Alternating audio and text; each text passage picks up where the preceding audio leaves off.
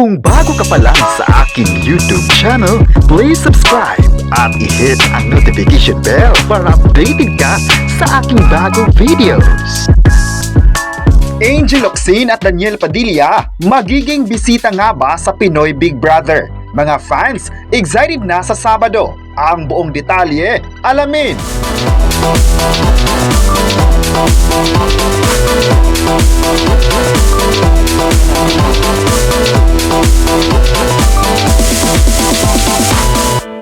Super hopya ang supporters ni Lila Ford na makikita nila sa big night ng Pinoy Big Brother Celebrity Collab Edition 2.0 si Daniel Padilla ngayong Sabado.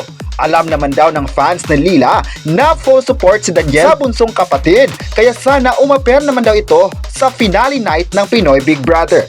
Bonggang support ka naman kay Lela kapag nagpakita si DJ sa mismong bahay ni Kuya.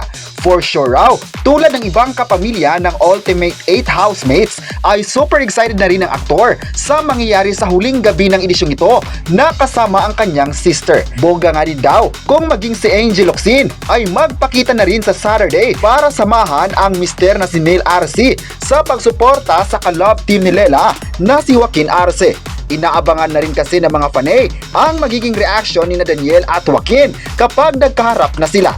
Dahil dito, marami sa mga kapamilya ang excited na sa paparating na Sabado, kaya dapat talagang hindi bibitaw ang mga manonood sa nasabing pagtatapos. May nagsabi naman na sana magiging kaabang-abang pa ang mga kaganapan sa Pinoy Big Brother, lalong-lalo na ang mga bisita na mapapasama sa gabi.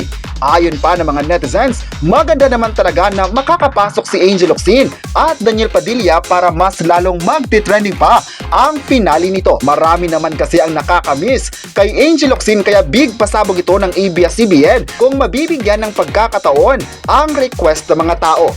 May nagsabi naman na aabangan nila ang lahat na ito ngayong Sabado dahil mula simula ng edisyon ay nakatutok na talaga ang mga tao. May nagsabi naman na hindi talaga mawawala ang suporta ng tao sa Pinoy Big Brother dahil naging paborito na ito ng mga Pinoy. Trending naman ngayong araw ang pangalan ni Angel Locsin at Daniel Padilla dahil sa mga posibleng magiging bisita sa reality program ng ABS-CBN. May nagsabi naman na deserving raw ng mga housemates ngayon na manalo dahil puro mga magagaling at palaban sa mga hamon ni Kuya. May nagsabi naman na iba ang galing ng housemates ngayon, lalo pat marami sa mga fans ay nagustuhan ang batch nila.